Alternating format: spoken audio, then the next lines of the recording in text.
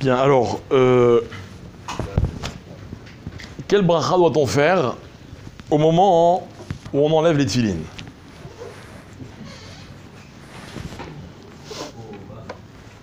Hein?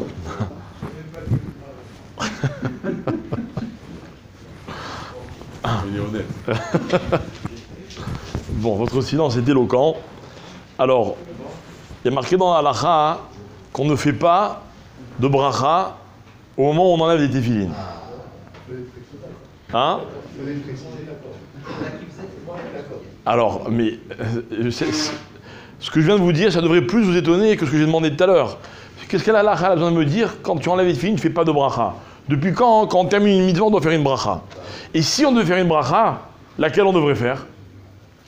Donc, Bichal, c'est quoi cette halakha? Alors, il ne faut pas dire il n'y a pas, il faut dire je ne sais pas. Alors, hein? Alors la halakha, non, c'est dans la Gemara. La Gemara, en fait, qu'est-ce qu'elle dit? Elle dit,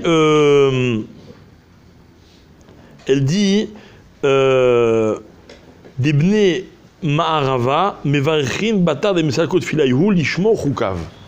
Dans les Bnei Ma'arava, eux, quand ils enlevaient les téfilines, ils faisaient une bracha. Et qu'est-ce qu'ils faisaient comme bracha? Ils disaient, Lishmo Chukav. La mitzvah de garder les chukim, les lois de Akadosh Baruch Hu. D'accord? Alors, hein? Alors voilà, alors la mitzvah, alors la Gemara, enfin, les Rabbenoutam, etc., ils demandent, ils disent, pourquoi est-ce qu'on devait faire une bracha? Et il dit, parce qu'il y a marqué dans la Gemara, dans Menachot, que quoi? Que d'après Rabbi Akiva notamment, on n'avait pas droit de mettre les téfilines, d'après Rabbi Yoshua, on n'avait pas droit de mettre les téfilines la nuit.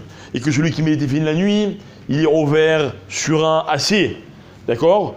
Alors, quand arrivait la nuit, il y avait une mitzvah qui consistait à enlever les téfilines. D'accord?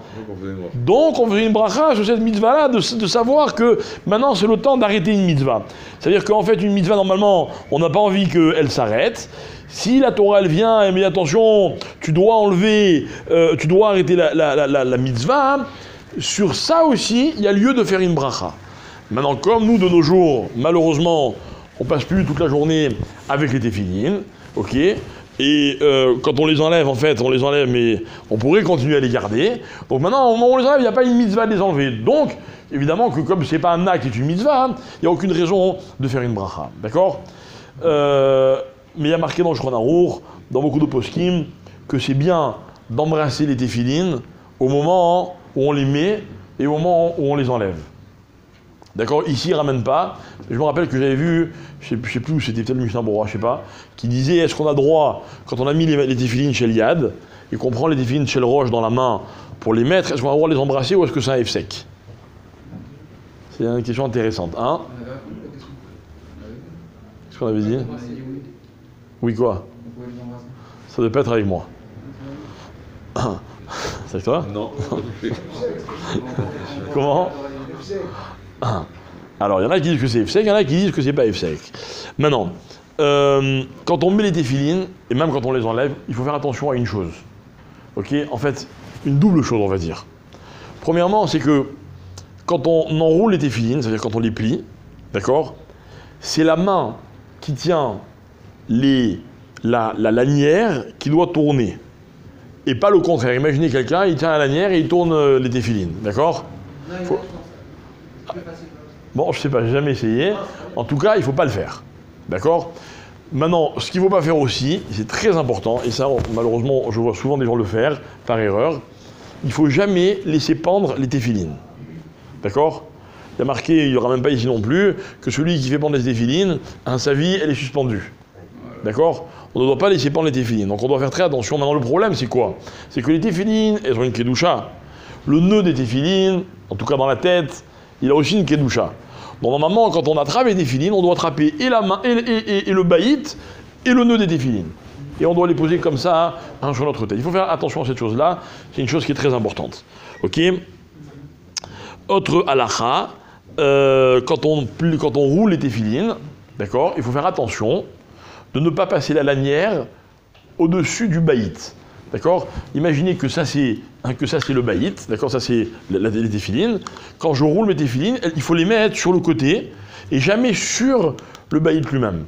D'accord? Parce que la Retchoua, elle a moins de kdusha que la téfiline, donc elle ne doit pas être au-dessus.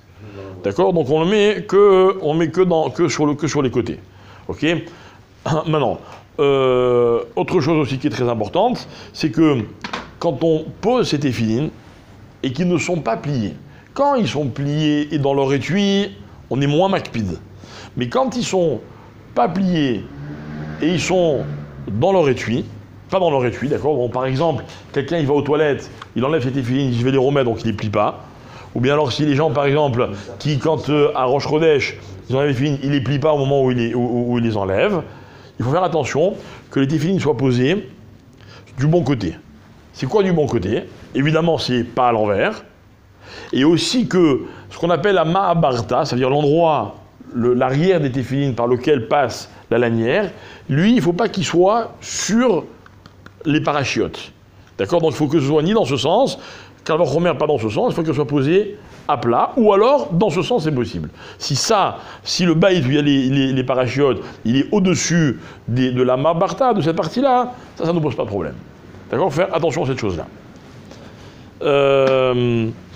Alors après, une fois qu'on les a enlevés et pliés, on les range dans leur étui.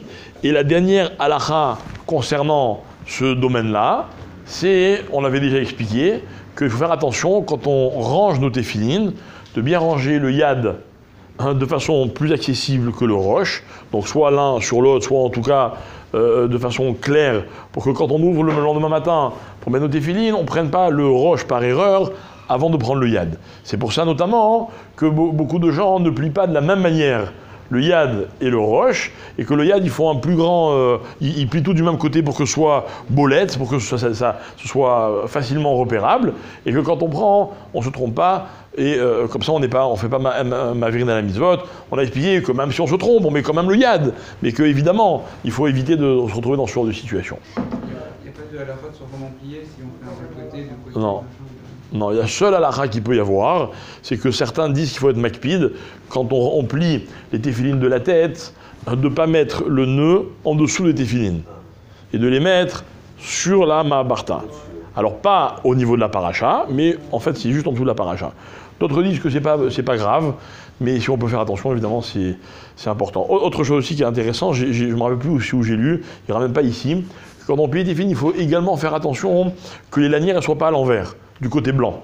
Pas seulement quand on les met, mais également quand on les plie. Et autre chose aussi, on avait vu une fois ensemble il y a très longtemps dans le Mishabor avec Michael, qu'il faut faire attention également que le nœud de la téfiline chez l'Yad, il soit collé aux téfilines elles-mêmes.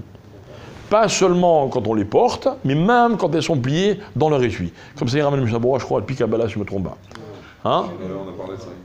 Ah, on vous a déjà parlé de ça. Je préserve. Hein? C'est considéré comme plié si on est en boîtier pour le poser pour le Rosh Chodesh, par exemple. Eh ben, c'est pas plié. C'est quoi la question? De le poser un peu n'importe comment, mais dans son boîtier.